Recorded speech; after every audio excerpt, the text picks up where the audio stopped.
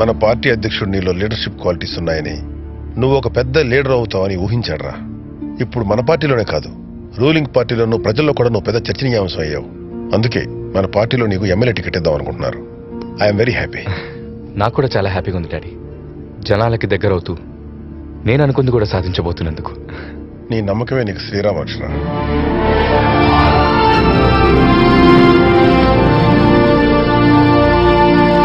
Chaitanya, youth లీడర్గా నీ రాక పార్టీలోనూ ప్రజల్లోనూ చర్చనీయాంశం అయిపోయిందయ్యా. అసలే మన పార్టీ విశ్వాసం కోల్పోతున్న ఈ రోజుల్లో నిన్ను మీ నాన్న యూత్ లీడర్గా చేయమన్నప్పుడు ఎంతో ఆలోచించాను. కానీ పదవిలోకి వచ్చినప్పటి నుంచి నువ్వు చేపట్టిన కార్యక్రమాలు, వాటి వల్ల ప్రజల్లోకి వస్తున్న స్పందన చూస్తుంటే ఇట్స్ గ్రేట్. నీలాంటి వాడికి ఎమ్మెల్యే సీట్ ఇవ్వడం వల్ల నువ్వు గెలుస్తావు, నీతో పాటు అందరినీ గెలిపిస్తావు. చెప్పు చైతన్య, ఏ నియోజకవర్గం నుంచి పోటీ చేస్తావు చెప్పు. మీరు నాపై చూపించిన నమ్మకానికి చాలా సంతోషం. కాకపోతే నేను ఎమ్మెల్యేగా నిల్చోవాలంటే నేను అనుకునే కొన్ని కండిషన్స్ ని మన పార్టీ ఎజెండాలో చేర్చుకోవాలి. ఏంటి కండిషన్సా? పార్టీ ఎజెండాలోనా? ఏంట్రా నువ్వు అనేది? అవును నాన్న. రేయ్, పార్టీలో ఎంతో మంది సీనియర్స్ ఉన్నప్పుడు మధ్యలో నీ పెత్తనం ఏంట్రా? నోరు మూసుకుని అధ్యక్షులు చెప్పినట్టు చేయి. నేను చెప్పింది వింటే బలహీన పడిన మన పార్టీ ప్రజల్లో మరింత బలం పుంజుకోవడానికి అవకాశం ఉంటుందని నా నమ్మకం. ఏమిటో చెప్పు. సార్, నేను చెప్పాలనుకుంది. ఏంది అధ్యక్ష ఆ పిల్లగా చెప్పేదండి, మేము వినేదండి. పెన్నానది డ్యామ్ గురించా? ఇక్కడ ఉన్న పార్టీ సీనియర్ నాయకుల అనుభవం లేదు అతని వయసు. ఇలాంటి మీటింగ్లు పెట్టి మమ్మల్ని అవమానపరచడే కాకుండా మా టైం అంతా వేస్ట్ చేస్తున్నారుగా.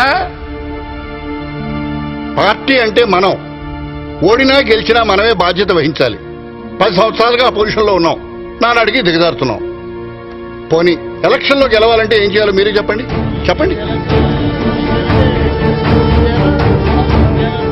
ఏందా మన అధ్యక్షుడు ఇలా చెప్పమంటాడు? సడన్ గా చెప్పమంటే మనం ఏం చెప్తాం?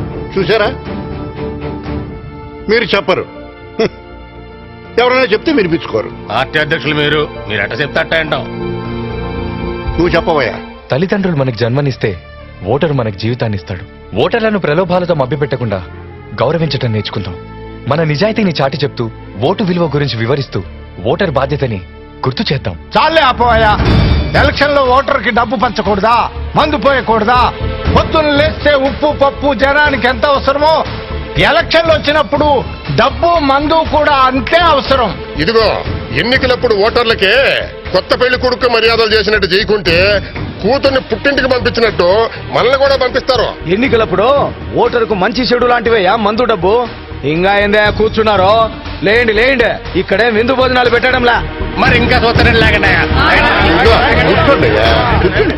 చైతన్య చెప్పేది కదా, వినండి అయ్యా. అతను చెప్పేది వినడం కంటే పార్టీ నుంచి బయటకు వెళ్ళిపోవడం మీరే పెంచట్లా. ఆ సంగతి అయితే మీరే నిర్ణయించుకోండి. ఇగో నాగ్య గారు, ఉడుకుని రాజకీయాలకు తీసుకురావడం తప్పేం కాదు, కానీ కొత్త ఐడియాలతో పార్టీపై ప్రయోగాలు చేయొద్దని చెప్పండి.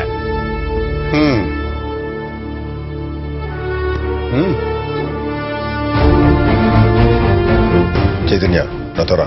నాన్న, సార్ ఒక్కసారి నా మాట వినండి సార్. ఖచ్చితంగా మన పార్టీ నిలబడుతుంది. Please sir. మాట్లాడించలేరా? ప్లీజ్ ఒక్కసారి వినండి ప్లీజ్ సార్, ప్లీజ్. రై, మొండితనాన్ని పోయి భవిష్యత్తును పాడు చేసుకోకు. ఇది మొండితనం కాదు నాన్న, నమ్మిన సిద్ధాంతం. ఏంట్రా నీ బోర్డు సిద్ధాంతం? ఇప్పుడు నీకొచ్చిన అవకాశం ఎంతో కాలం పార్టీలో తిరిగి ఎంతో మందిని కలుపుకుంటే గానీ రాదు. నా మాట విని షరతులు సిద్ధాంతాలు అనకుండా వచ్చి అధ్యక్షుడి మాట విను. నాన్న, నేను జనం గురించి మాట్లాడుతుంటే మీరు నా గురించి మాట్లాడుతున్నారేంటి నాన్న? రేయ్, నాకు జనంతో పాటు నువ్వు నీ భవిష్యత్తు కూడా ముఖ్యం. నేను లేకపోయినా నువ్వు ఆనందంగా ఉండడమే నాకు కావాలి. తండ్రిగా నా గురించి ఆలోచించడంలో తప్పులేదు, కానీ అది మన కుటుంబానికే పరిమితం అవ్వాలి. ప్రజాప్రతినిధిగా ఉన్న మీరు ప్రజల గురించి ఆలోచించాలి, కానీ నా గురించి. రేయ్, మన పార్టీలకు మీ అబ్బాయి వచ్చాడు, మళ్ళీ పార్టీలో ఆక్సిజన్ నింపినట్టయిందని అందరూ అంటుంటే చాలా సంతోషించాను. కానీ ఇప్పుడు నీ ప్రవర్తనతో ఆ సంతోషం అంతా ఒక్కసారి తొంగలో తొక్కినట్టు అయిపోయింది. చైతన్య, ప్లీజ్ రా. ఎమ్మెల్యే సీట్ ఇస్తారని చెప్పగానే జనానికి మంచి చేసే అవకాశం రాబోతుందని ఆనందపడ్డాను. కానీ ఇక్కడికి వచ్చాక అర్థమైంది మీరంతా ఎంత బాధ్యతారహితంగా ఆలోచిస్తున్నారని. ఏంట్రా బాధ్యత?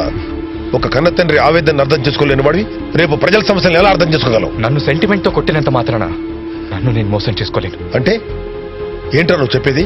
నా మాట విన్నంటావు? ఇప్పుడు చెప్తున్నాను, నువ్వు నా కొడుకు అయితే నేను చెప్పినట్టు విను, లేదా అసలు నా కొడుకు వెళ్ళాడు అనుకుంటాను.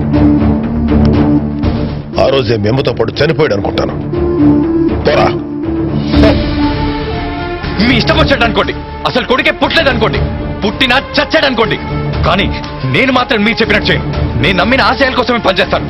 మీ పార్టీ అధ్యక్షులు వారు ఒప్పుకోకపోతే కొత్త పార్టీ పెట్టైనా నా ఆశయాలకు అనుగుణంగా నడుపుతాను.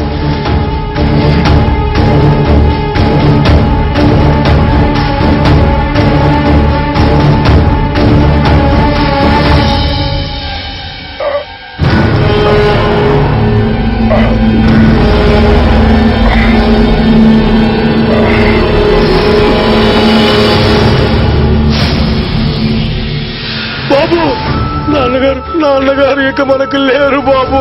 గుండెపోటుతో పార్టీ ఆఫీసులో కుప్ప కూలిపోయారు.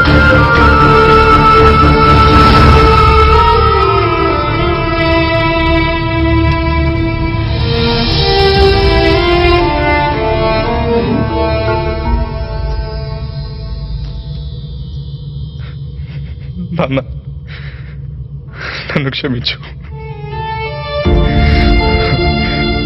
మీరు చనిపోవడానికి కారణం నేను అవుతానని ఊహించలేదు.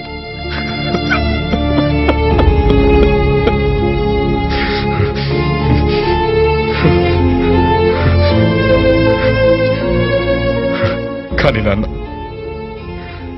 నేను సమాజానికి మంచి చేయాలన్న ఆవేదనతో అలా మాట్లాడేది తప్ప మరోలా కాదు. చిన్నతనంలో అమ్మని కోల్పోయాను, ఇప్పుడు ఆవేశంలో నిన్ను కోల్పోయాను.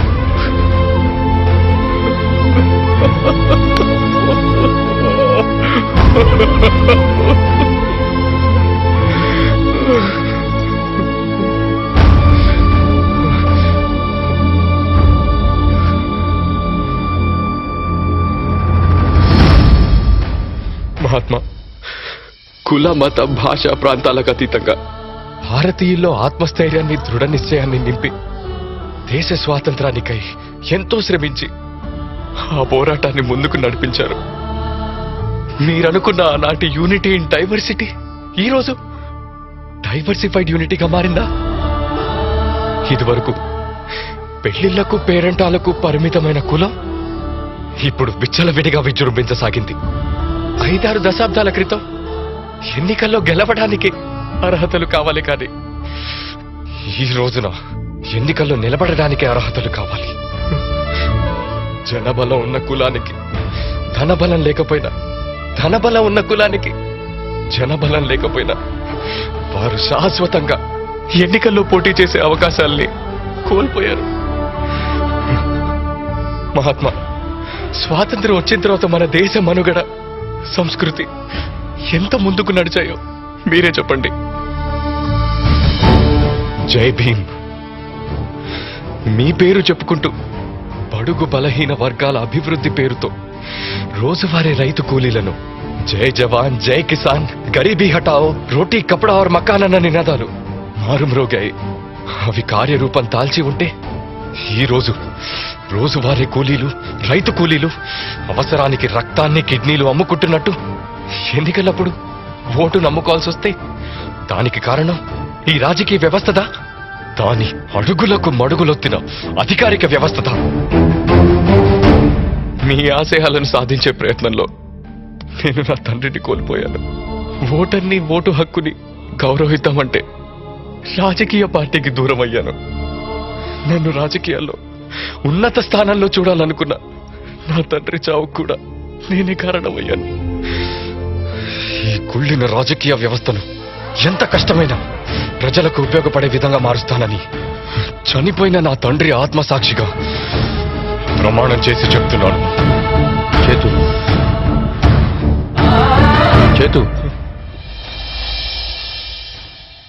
ఏంట్రా ఇదంతా? ఇలా అయితే నీ ఆరోగ్యం అవుతుంది. ఏం కాదంకుల్, మీ నాన్న బతుకున్నంత వరకు నీ భవిష్యత్ గురించి ఆలోచించి ఆరోగ్యం పాడు చేసుకున్నాడు. ఇప్పుడు నువ్వు చేస్తుందేంటి? మీ నాన్న పోయడం బెంగతో నీ ఆరోగ్యం పాడు చేసుకుంటున్నావు. నాకేం కాదంకుల్, నా తండ్రి ఆత్మ శాంతించేలా రాజకీయాల్లోకి వచ్చి సమాజానికి ఉపయోగపడేలా మారతాను. నీ ఉద్దేశం బాగానే ఉంది, కానీ ప్రాక్టికల్గా ఆలోచిస్తూ ఆవేశాన్ని జత చేయకుండా రాజకీయాల్లో ఉంటూ నేర్చుకో. రాజకీయ శాస్త్రాన్ని సామాన్య శాస్త్రంలా కాకుండా సాంఘిక శాస్త్రంలో ఒక భాగంగా చదివాను. ఒక సోషల్ సైంటిస్ట్ గా ప్రజల సమస్యల్ని అర్థం చేసుకోవడానికి ప్రయత్నిస్తాను. సరే, ప్రభుత్వంలో పాతుకుపోయిన కరప్షన్ ని దినచర్యలో ఒక భాగంగా చూసే